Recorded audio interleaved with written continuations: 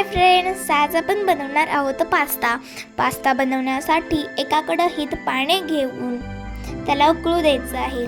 पाणी उकळल्यानंतर त्यात चिमूटभर मीठ घालायचं आहे।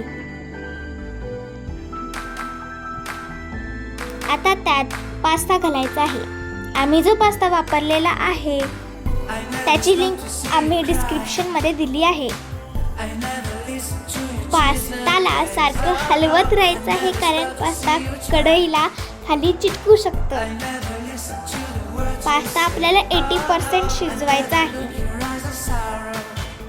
पास्ता 80% शिजल्यानंतर त्याच्यातलं पाणी पूर्ण ड्रेन करायचं आहे।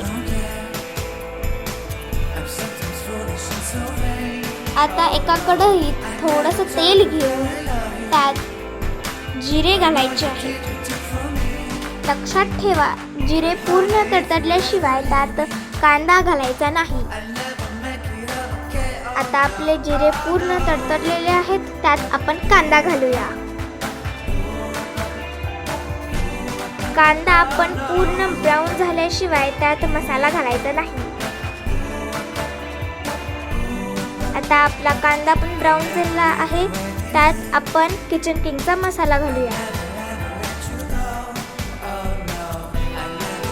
त्यानंतर त्यात पास्ता घालूया आणि आपला पास्ता रेडी आहे।